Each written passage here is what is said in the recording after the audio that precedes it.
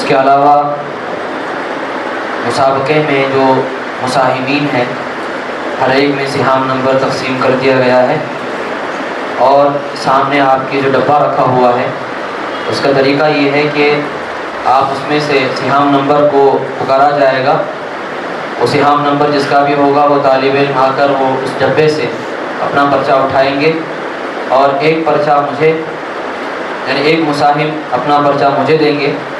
دوسرے نمبر کا جو مساہم ہوگا وہ اپنا پرچہ وہاں سے اٹھا کر حضرت مولانا سمیع اللہ صاحب کو پہنچائیں گے۔ یعنی ایک طالب علم کے سوالات بندہ خود کرے گا اور ایک طالب علم کے سوالات حضرت کریں گے۔ اس کے علاوہ اس مسابقے میں آپ کو جو نمبرات دیے جائیں گے اس میں یادداشت کے 50 نمبر ہیں، تجوید کے 30 نمبر ہیں اور لہجے کے 20 نمبر ہیں۔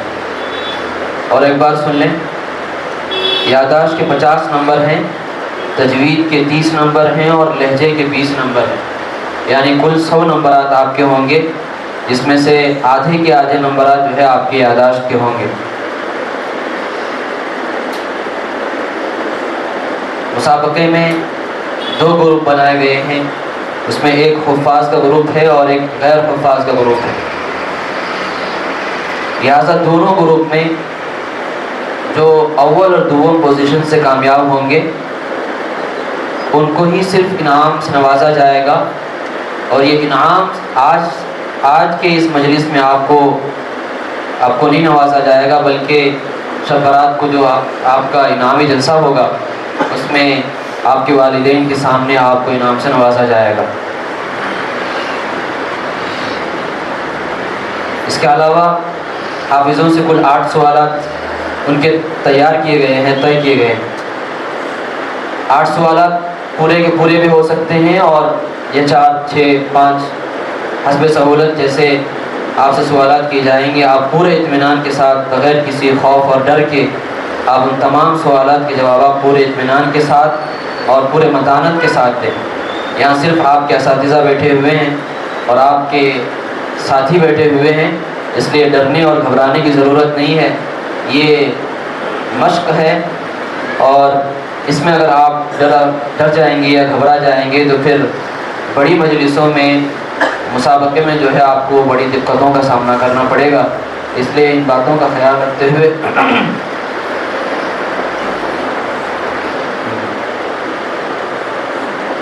حافظ طلباء سے 8 سوالات اور غیر حافظ طلباء سے 6 سوالات،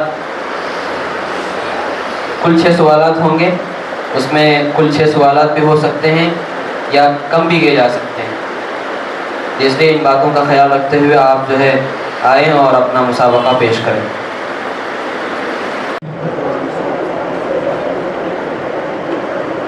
يا أيها الذين آمنوا إذا ناجيتم الرسول فقدموا بين يدي نجواكم صدقة.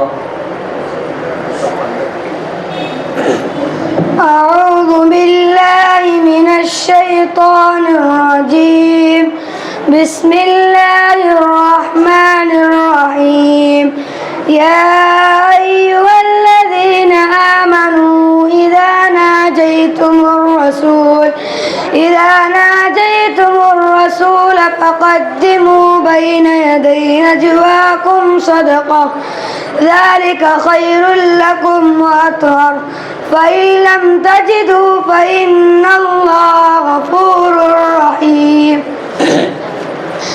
أشفقتم أن تقدموا بين يدي نجواكم صدقات فإذ لم تفعلوا وتاب الله عليكم فأقيموا الصلاة وآتوا الزكاة وأطيعوا الله ورسوله والله خبير بما تعملون.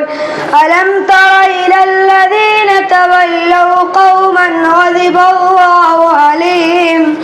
ما هم منكم ولا منهم ويحلفون على الكذب وهم يعلمون. أعد الله لهم عذابا شديدا إنهم ساء ما كانوا يعملون. اتخذوا أيمانهم جنة فصدوا عن سبيل الله فلهم عذاب مهين لا تغني عنهم أموالهم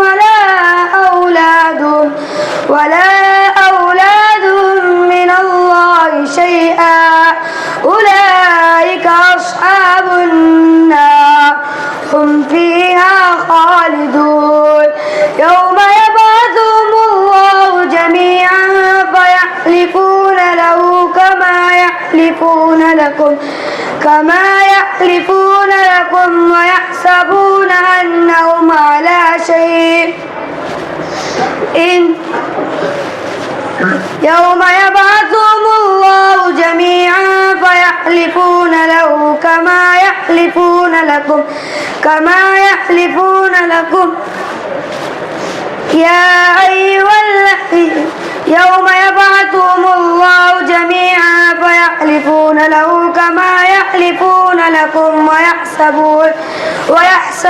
أنهم على شيء ألا إنهم هم الكاذبون اتخذوا أيمانهم جنة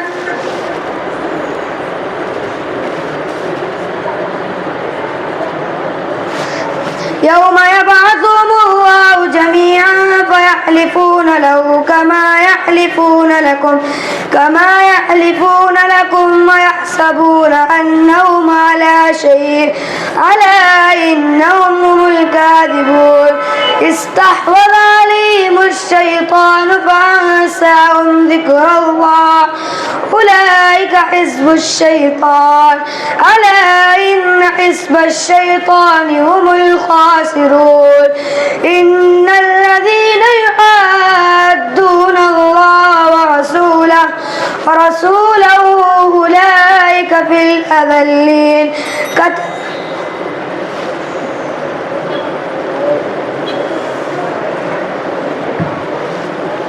قالوا يا قومنا إنا سمعنا كتابا أنزل من بعد موسى مصدقا لما بين يديه يهدي إلى الحق بسم الله الرحمن الرحيم قالوا يا قومنا إنا سمعنا كتابا أنزل من بعد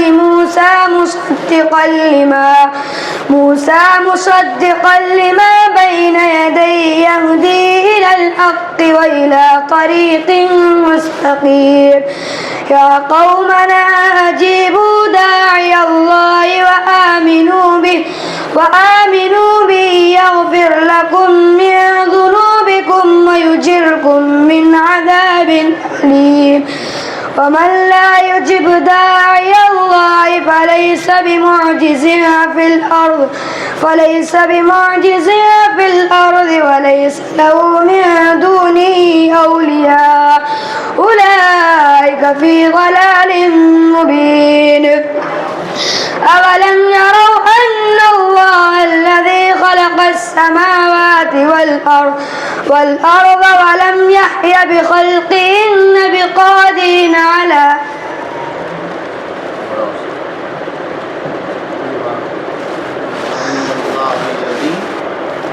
أولم يروا أن الله الذي خلق السماوات والأرض قادر على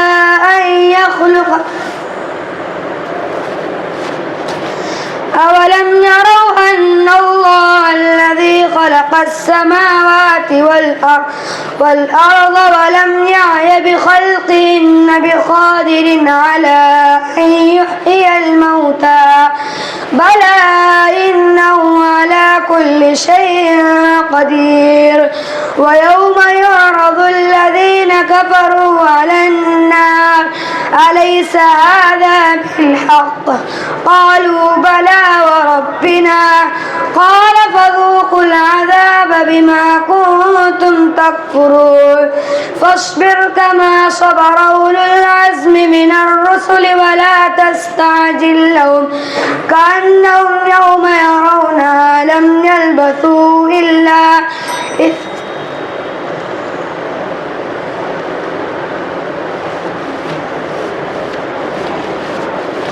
ويوم يعرض الذين كفروا على النار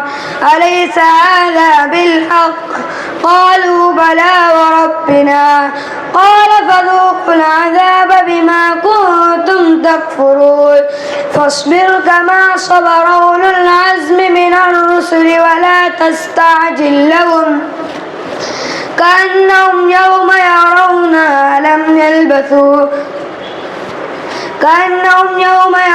ما يوعدون لم يلبثوا إلا ساعة من نهار بلاغها فهل يهلك إلا القوم الفاسقون وإن من شيعته لإبراهيم إذ جاء ربه بقلب سليم بسم الله الرحمن الرحيم وإن من شيعته لإبراهيم إذ جاء ربه بقلب سليم إذ قال لأبيه وقومه ماذا تعبدون أئفكا آلهة دون الله تريدون فما ظنكم برب العالمين فنظر نظرة في النجوم فقال إني سقيم فتولوا عنه مدبرين فراغ إلى آلهتهم فقال ألا تأكلون ما لكم لا تنطقون فراغ عليهم ضربا باليمين فأقبلوا إليه يزفون قال أتعبدون ما تنحتون والله خلقكم وما تعملون قالوا بنوا له بنيانا فألقوه في الجحيم فأرادوا به كيدا فجعلناهم الأسفلين وقال إني ذاهب إلى ربي سيهدين رب هب لي من الصالحين فبشرناه بغلام حليم فلما بلغ معه السعي قال يا بني إني أرى في المنام أني أذبحك فانظر ماذا ترى قال يا أبت افعل ما تؤمر ستجدني إن شاء الله من الصابرين فلما أسلما وتله للجبين وناديناه أن يا إبراهيم قد صدقت الرؤيا إنا كذلك نجزي المحسنين إن هذا لهو البلاء المبين وفديناه بذبح عظيم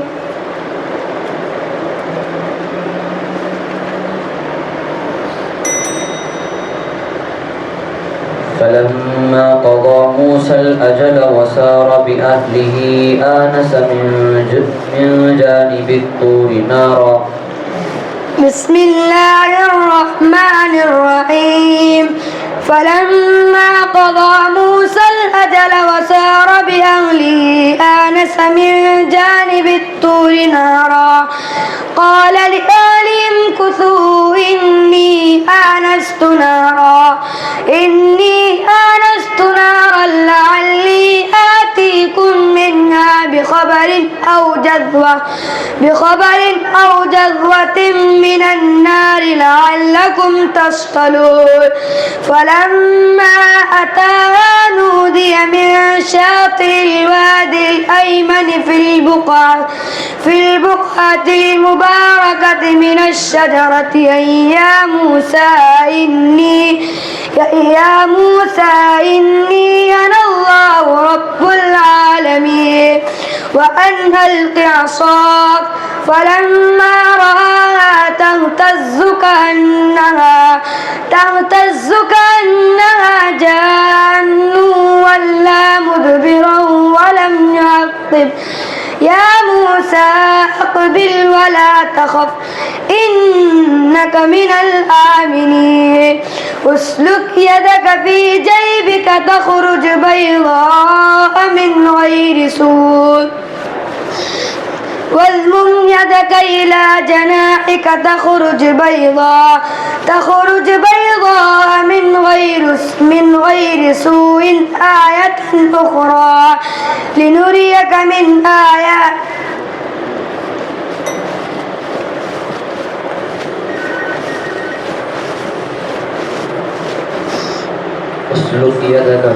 اسلك يدك في جيبك تخرج بيضاء من غير سوء واضمم إليك جناحك من الرهب فذلك برهانان من ربك إلى فرعون وملئه إنهم كانوا قوما فاسقين قال رب إني قتلت منهم نفسا فأخاف أن يقتلون وأخي هارون هو أفصح مني لسانا فأرسله معي يرد أن يصدقني إني يخاف أن يكذبون قال سنشد عضدك بأخيك ونجعل لكما سلطانا فلا يصلون إليكما بآياتنا أنتما ومن اتبعكما الغالبون ذلك أن لم يكن ربك مهلك القرى بظلم وأهلها غافلون ذلك أن لم يكن ربك مهلك القرى بظلم وأهلها غافلون بسم الله الرحمن الرحيم ذلك أن لم يكن ربك مهلك القرى بظلم وأهلها غافلون ولكل درجات مما عملوا وما ربك بغافل عما يعملون وربك الغني ذو الرحمة إن يشأ يذهبكم ويستخلف من بعدكم ما يشاء كما أنشأكم من ذرية قوم آخرين إنما توعدون لآت وما أنتم بمعجزين قل يا قوم اعملوا على مكانتكم إني عامل فسوف تعلمون ما تكون له عاقبة الدار إنه لا يفلح الظالمون وجعلوا لله مما ذرأ من الحرث والأنعام نصيبا فقالوا هذا لله بزعمهم وهذا لشركائنا فما كان لشركائهم فلا يصل إلى الله وما كان لله فهو يصل إلى شركائهم ساء ما يحكمون وكذلك زين لكثير من المشركين قتل أولادهم شركاؤهم ليردوهم وليلبسوا عليهم دينهم ولو شاء الله ما فعلوا فذرهم وما يفترون وما أنفقتم من نفقة أو نذرتم من نذر فإن الله يعلمه بسم الله الرحمن الرحيم وما أنفقتم من نفقة أو نذرتم من نذر فإن الله يعلمه وما للظالمين من أنصار إن تبدوا الصدقات فنعما هي وإن تخفوها وتؤتوها الفقراء فهو خير لكم ويكفر عنكم من سيئاتكم والله بما تعملون خبير ليس عليك هداهم ولكن الله يهدي من يشاء وما تنفقوا من خير فلأنفسكم وما تنفقون إلا ابتغاء وجه الله وما تنفقوا من خير يوفى إليكم وأنتم لا تظلمون للفقراء الذين أحصروا في سبيل الله لا يستطيعون ضربا في الأرض يحسبهم الجاهل أغنياء من التعفف تعرفهم بسيماهم لا يسألون الناس إلحافا وما تنفقوا من خير فإن الله به عليم الذين ينفقون أموالهم بالليل والنهار سرا وعلانية فلهم أجرهم عند ربهم ولا خوف عليهم ولا هم يحزنون. أعوذ بالله من الشيطان الرجيم بسم الله الرحمن الرحيم يا أيها النبي جاهد الكفار والمنافقين واغلظ عليهم ومأواهم جهنم وبئس المصير. أعوذ بالله من الشيطان الرجيم بسم الله الرحمن الرحيم يا أيها النبي جاهد الكفار والمنافقين واغلظ عليهم ومأواهم جهنم وبئس المصير. يا أيها النبي جاهد الكفار والمنافقين واغلظ عليهم ومأواهم جهنم وبئس المصير. يحلفون بالله ما قالوا ولقد قالوا كلمة الكفر وكفروا بعد إسلامهم وهموا بما لم ينالوا وما نقموا إلا أن أغناهم الله ورسوله من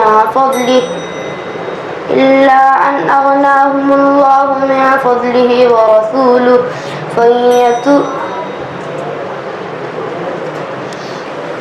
يحلفون بالله ما قالوا ولقد قالوا كلمة الكفر وكفروا بعد إسلامهم وهموا بما لم ينالوا وما نقموا إلا أن أغناهم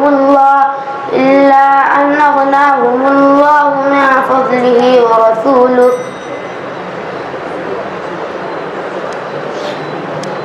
يحلفون بالله ما قالوا ولقد قالوا كلمة الكفر وكفروا بعد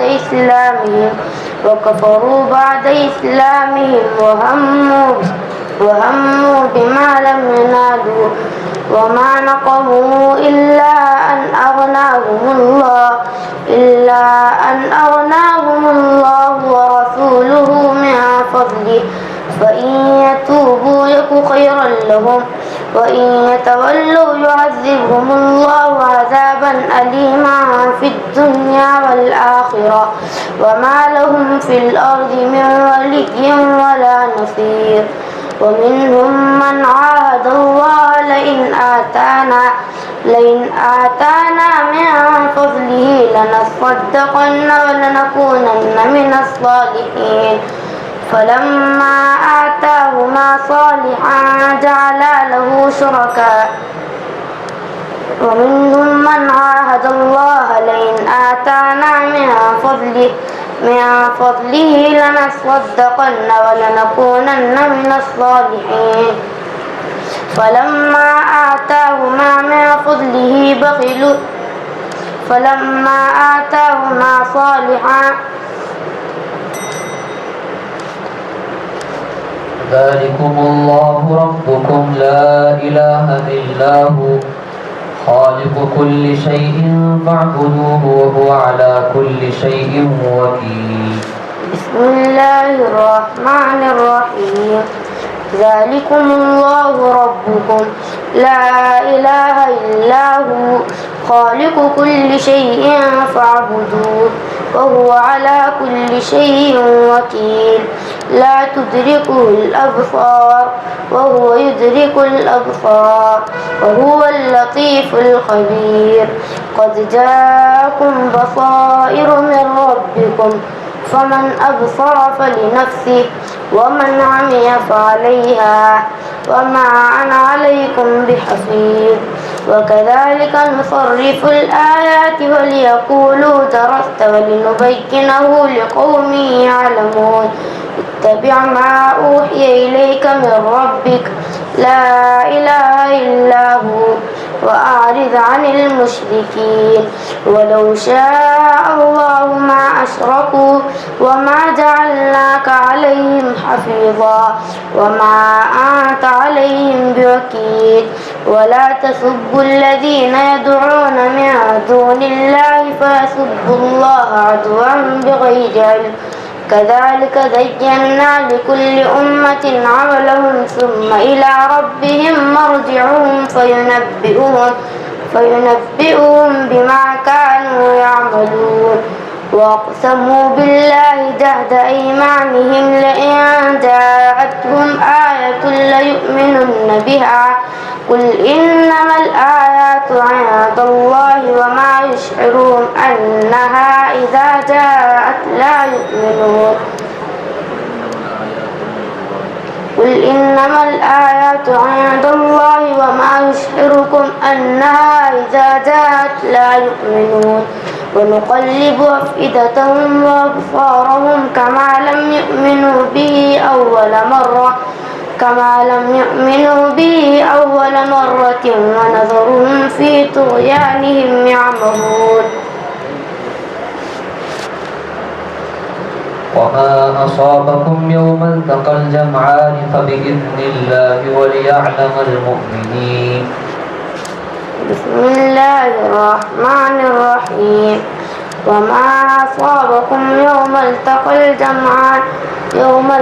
الجمعان فبإذن الله وليعلم المؤمنين وليعلم الذين نافقوا. وقيل لهم تعالوا قاتلوا في سبيل الله أو ادفعوا. قالوا لو نعلم قتالا لاتبعناكم هم للكفر يومئذ أقرب منهم للإيمان يقولون بأفواههم ما ليس في قلوبهم والله أعلم بما يكتمون. ترى كثيرا منهم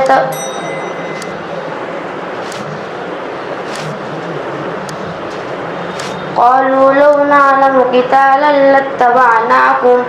هم للكفر يومئذ أقرب منهم للإيمان يقولون بأفواههم ما ليس في قلوبهم والله أعلم بما يكتمون. الذين قالوا لإخوانهم وقعدوا لو أطاعونا ما قتلوا قل فادرءوا عن أنفسكم الموت إن كنتم صادقين. ولا تحسبن الذين قتلوا في سبيل الله أمواتا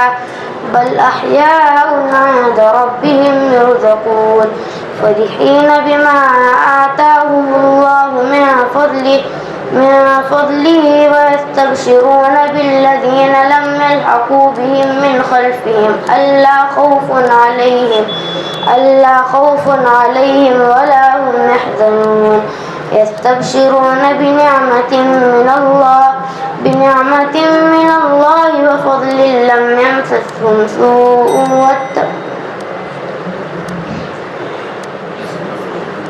يستبشرون بنعمة من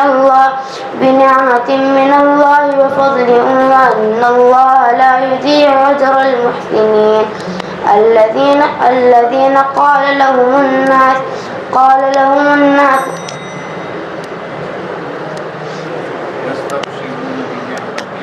يستبشرون بنعمة من الله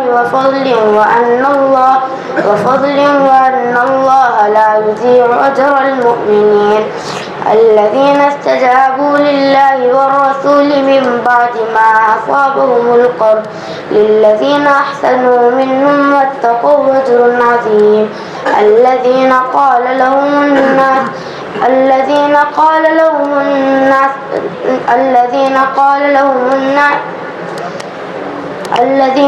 لهم الناس إن الناس قد جمعوا لكم فاخشوهم فزادهم إيمانا وقالوا حسبنا الله ونعم الوكيل ومن الناس من يتخذ من دون الله أندادا يحبونهم كحب الله بسم الله الرحمن الرحيم ومن الناس من يتخذ من دون الله أندادا يحبونهم كحب الله والذين آمنوا أشد حبا لله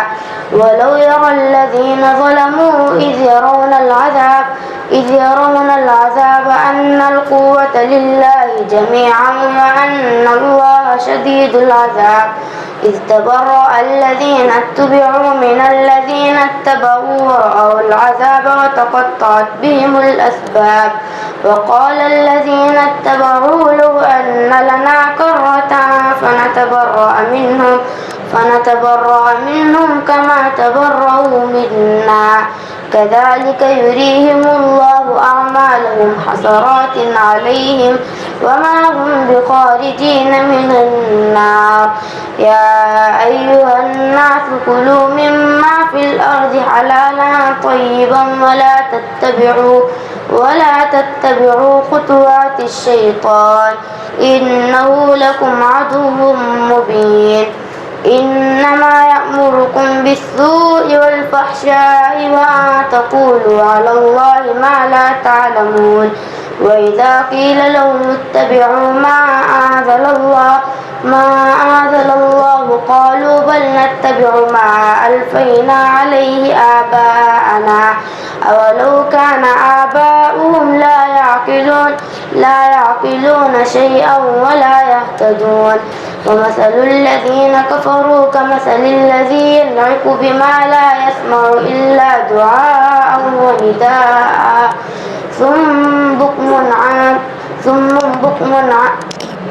ومثل الذين كفروا كمثل الذي ينعق بما لا يسمع إلا دعاء ونداء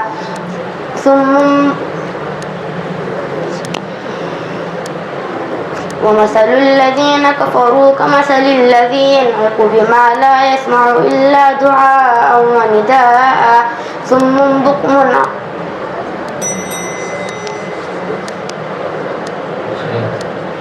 کا چٹکنے لگا اور ہر ایک گل مسکرانے لگا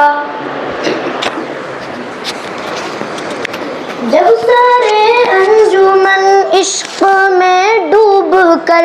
کوئی نعت نبی گنگنانے لگا اونچا اونچا چمن کا چٹکنے لگا اور ہر ایک گل مسکرانے لگا مٹ گئی کفر و باطل کی تاریکیاں چھٹ گئی جہل و اوہام کی بدلیاں مٹ گئی کفر و باطل کی تاریکیاں چھٹ گئی جہل و اوہام کی بدلیاں دیکھتے دیکھتے ہی یہ سارا جہاں نور توحید سے جگمگانے لگا گنچا گنچا چمن کا چٹکنے لگا اور ہر ایک گل مسکرانے لگا کھل گیا اپنا نادار ہونا مجھے، آ گیا اپنی غربت پہ رونا مجھے، کھل گیا اپنا نادار ہونا مجھے، آ گیا اپنی غربت پہ رونا مجھے، قافلہ ان کے عشاق کا ہر گھڑی ان کے در کی زیارت کو جانے لگا، گنچا گنچا چمن کا چٹکنے لگا اور ہر ایک گل مسکرانے لگا۔ مال و دولت کی مجھ کو نہیں جستجو ہے اگر دل میں تو بس یہی آرزو، مال و دولت کی مجھ کو نہیں جستجو ہے اگر دل میں تو بس یہی آرزو، میری تربت مدینے کے اندر بنا، میری مٹی کو یا رب ٹھکانے لگا، گنچا گنچا چمن کا چٹکنے لگا اور ہر ایک گل مسکرانے لگا، جب سارے انجمن عشق میں ڈوب کر کوئی نعت نبی گنگنانے لگا۔ السلام علیکم۔ أعوذ بالله من الشيطان الرجيم بسم الله الرحمن الرحيم هنالك دعا زكريا ربه قال رب هب لي من لدنك ذرية طيبة أعوذ بالله من الشيطان الرجيم بسم الله الرحمن الرحيم هنالك دعا زكريا ربه قال رب هب لي من لدنك ذرية طيبة إنك سميع الدعاء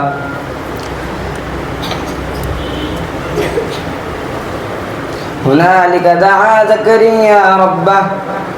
قال رب هب لي من لدنك ذرية طيبة إنك سميع الدعاء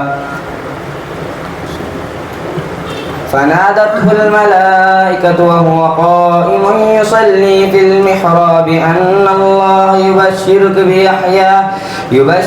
بيحيى مصدقا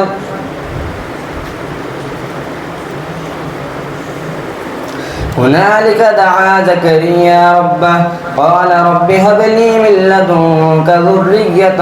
طيبة إنك سميع الدعاء فنادته الملائكة وهو قائم يصلي في المحراب أن الله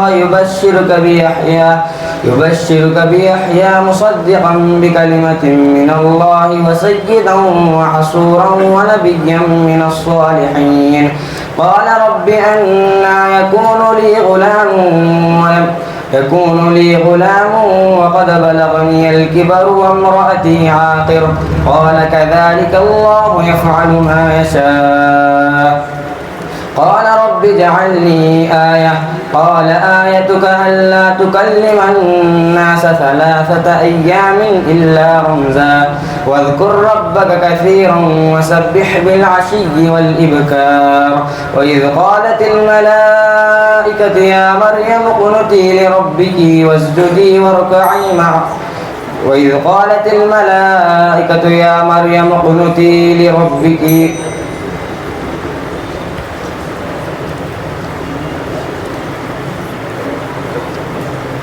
وإذ قالت الملائكة يا مريم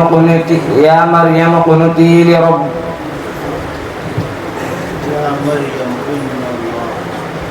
يا مريم إن الله اصطفاك وطهرك واصطفاك على نساء العالمين يا مريم اقنتي لربك واسجدي واركعي مع الراكعين ذلك من أنباء الغيب نوحيه إليك وما كنت لديهم إذ أجمعوا أمرهم وما يمكرون وقالت اليهود يد الله مغلولة غلت أيديهم ولعنوا بما قالوا بسم الله الرحمن الرحيم وقالت اليهود يد الله مغلولة غلت أيديهم ولعنوا بما قالوا بل يداه مبسوطتان ينفق كيف يشاء وليزيدن كثيرا منهم ما أنزل إليك من ربك طغيانا وكفرا.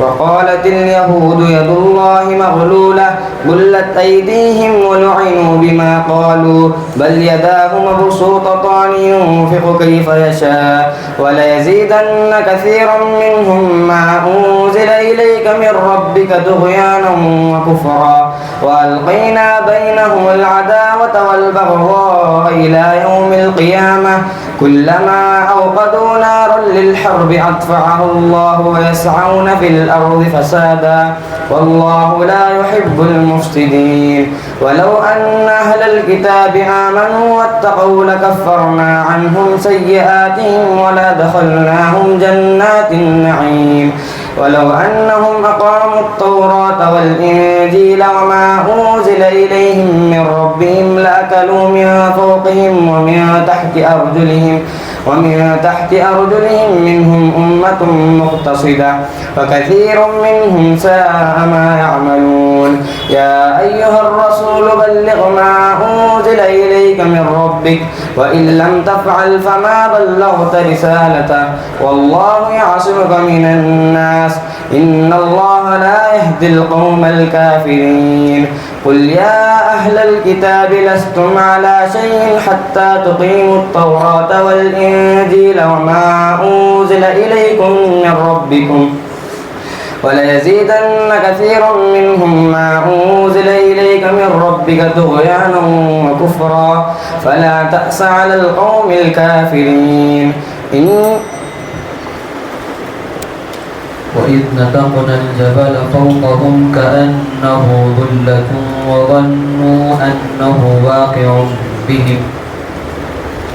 بسم الله الرحمن الرحيم. وإذ نتقنا الجبل فوقهم كأنه ظلة وظنوا أنه واقع بهم خذوا ما آتيناكم بقوة واذكروا ما فيه لعلكم تتقون. وإذ أخذ ربك من بني آدم من ظهورهم ذريتهم وأشهدهم على أنفسهم ألست بربكم قالوا بلى شهدنا أن تقولوا يوم القيامة إنا كنا عن هذا غافلين أو تقولوا إنما أشرك آباؤنا من قبل وكنا ذريتهم من بعدهم أفتهلكنا بما فعل المبتلون وكذلك نفصل الآيات ولعلهم يرجعون. واتل عليهم نبأ الذي أو تقولوا إنما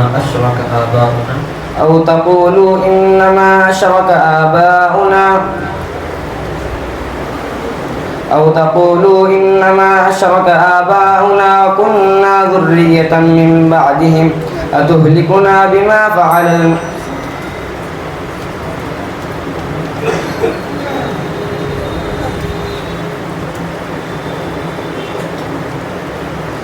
أو تقولوا إنما أشرك آباؤنا من قبل وكنا ذرية من بعدهم أفتهلكنا بما فعل المبتلون وكذلك نفصل الآيات ولعلهم يرجعون. واتل عليهم نبأ الذي آتيناه آياتنا فانسلخ منها فأتبعه الشيطان فكان من الغاوين. ولو شئنا لرفعناه بها ولكنه أخلد إلى الأرض واتبع هواه فمثله كمثل الكلب إن تحمل عليه يلهث أو تتركه يلهث ذلك مثل القوم الذين كذبوا بآياتنا وأنفسهم كانوا يظلمون.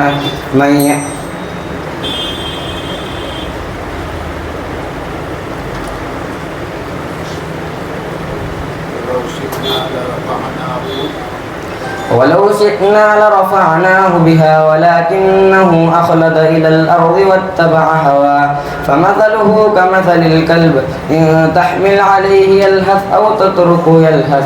ذلك مثل القوم الذين كذبوا بآياتنا وأنفسهم كانوا ويصنع الفلك وكلما مر عليه ملأ من قومه سخروا منه. بسم الله الرحمن الرحيم. ويصنع الفلك وكلما مر عليه ملأ من قومه سخروا منه قال إن تسخروا منا فإنا نسخر منكم كما تسخرون فسوف تعلمون من يأتيه عذاب يخزيه ويحل عليه عذاب مقيم حتى إذا جاء أمرنا وفارت النور قل نحمل فيها من كل زوجين اثنين وأهلك إلا من سبق عليه القول وما آمن معه إلا قليل فقال اركبوا فيها بسم الله مجريها ومرساها إن ربي لغفور رحيم وهي تجري بهم في موج كالجبال ونادى نوح ابنه وكان في معزل يا بني اركب معنا ولا تكن من الكافرين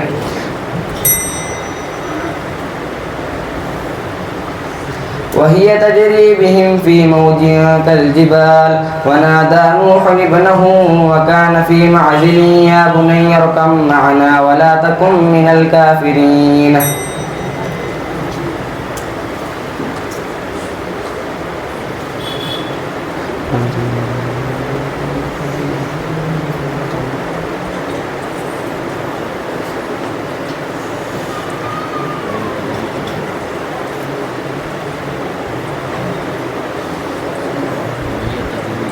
وهي تجري بهم في موج كالجبال ونادى نوح ابنه وكان في معزل يا بني اركب معنا ولا تكن من الخاسرين ولا تكن مع الكافرين وهي تجري بهم في موج كالجبال ونادى نوح ابنه وكان في معزل يا بني اركب معنا ولا تكن مع الكافرين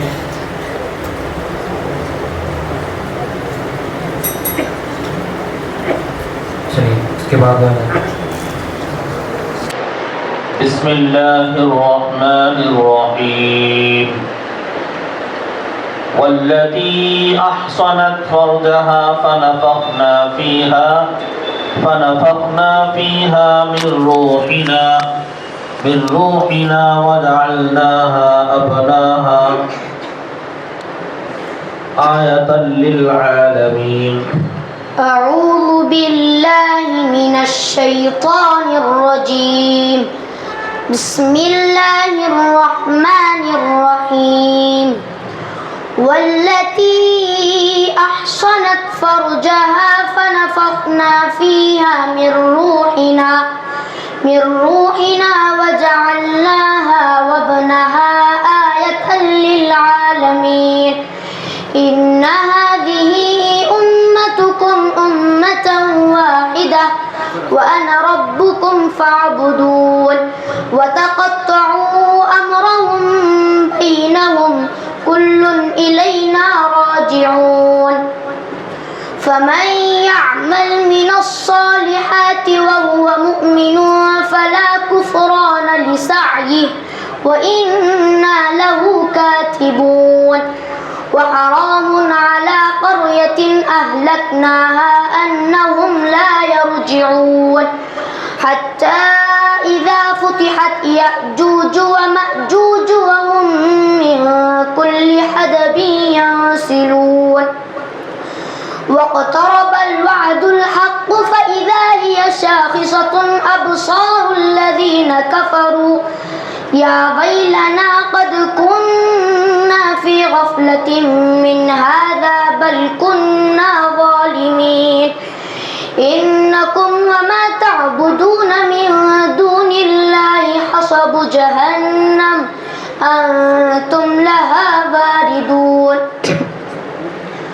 لو كان هؤلاء آلهة ما وردوها وكل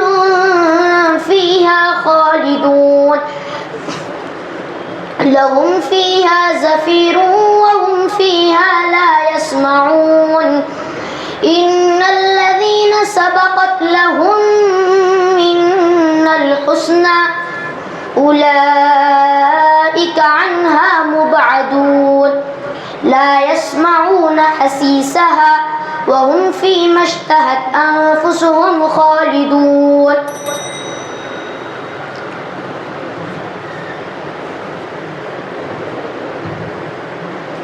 بسم الله الرحمن الرحيم يا أيها الذين آمنوا لا تأكلوا أموالكم بينكم يا أيها الذين آمنوا لا تأكلوا أموالكم بينكم بالباطل وتدلوا بها إلى الحكام لتأكلوا فريقا من أموال الناس ولا تأكلوا أموالكم بينكم بالباطل وتدلوا بها إلى الحكام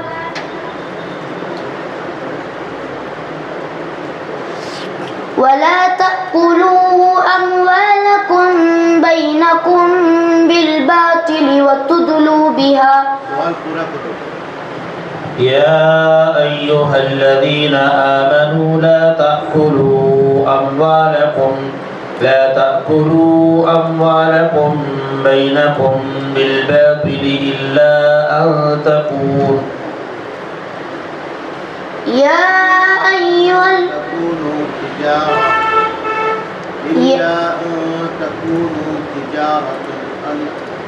إلا أن تكون تجارة عن تراض منكم يا أيها الذين آمنوا لا تأكلوا أموالكم بينكم بالباطل إلا أن تكون تجارة عن تراض منكم ولا تقتلوا أنفسكم إن الله كان بكم رحيما ومن يفعل ذلك عدوانا وظلما فسوف نصليه نارا وكان ذلك على الله يسيرا إن تجتنبوا كبائر ما تنهون عنه نكفر عنكم سيئاتكم وندخلكم مدخلا كريما ولا تتمنوا ما فضل الله به بعضكم على بعض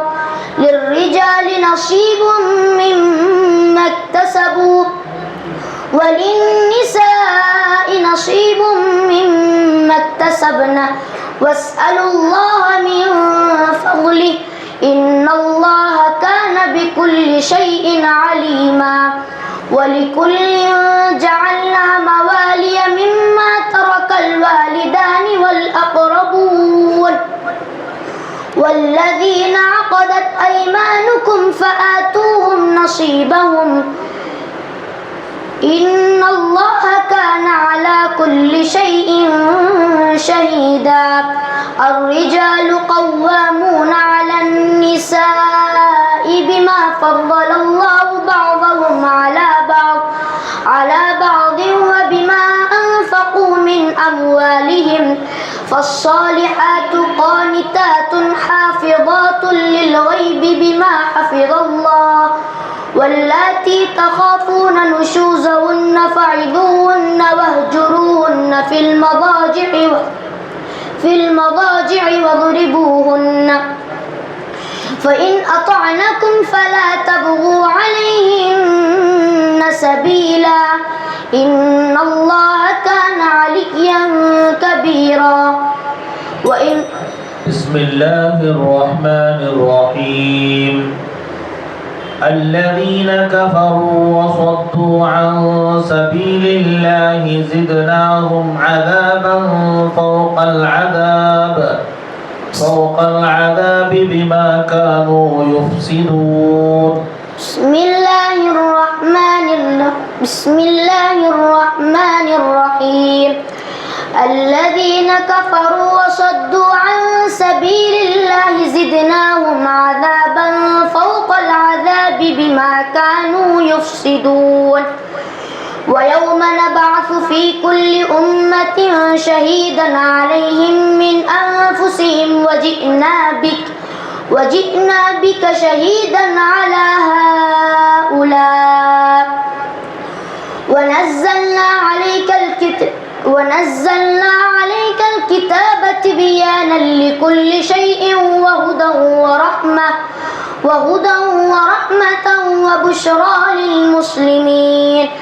إن الله يأمر بالعدل والإحسان وإيتاء ذي القربى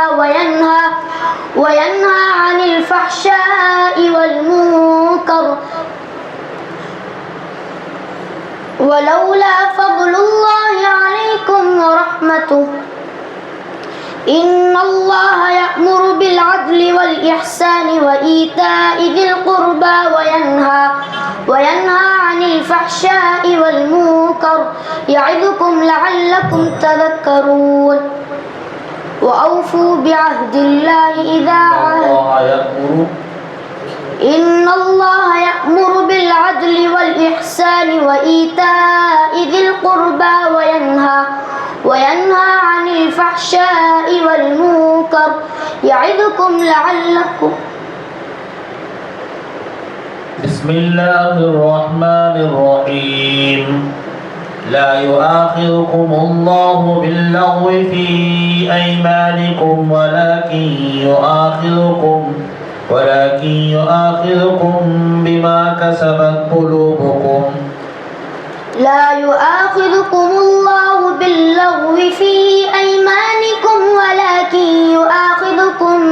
بما كسبت قلوبكم والله غفور حليم. للذين يؤلون من نسائهم تربص 4 أشهر فإن فاءوا فإن الله عزيز ذو انتقام. لا يؤاخذكم الله باللغو في أيمانكم ولكن يؤاخذكم بما كسبت قلوبكم والله غفور حليم. للذين يؤلون من نسائهم تربص 4 أشهر فإن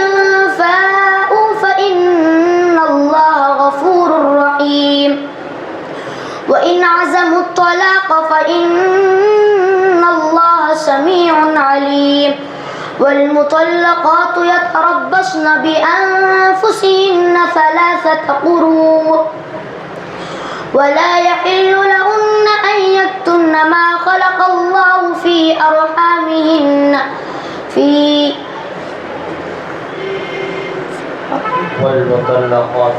والمطلقات يتربصن بأنفسهن 3 قروء ولا يحل لهن أن يكتمن ما خلق الله في أرحامهن إن كن يؤمن بالله واليوم الآخر وبعولتهن أحق بردهن في ذلك إن أرادوا إصلاحا ولهن مثل الذي عليهن بالمعروف وللرجال عليهن درجة والله عزيز حكيم. الطلاق 2 فإمساك بمعروف أو تسريح بإحسان ولا يحل لكم أن تأخذوا مما آتيتموهن شيئا إلا أن يخافا ألا يقيما حدود الله فإن خفتم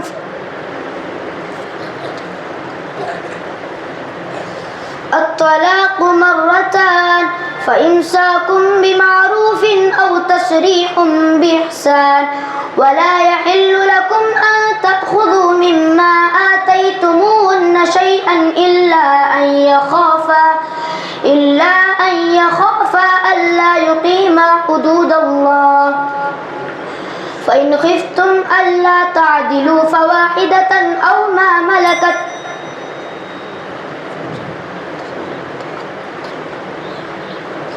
الطلاق مرتان فإمساك بمعروف أو تسريح بإحسان ولا يحل لكم أن تأخذوا مما آتيتموهن شيئا إلا أن يخافا ألا يقيما حدود الله. جی لفظ مصالح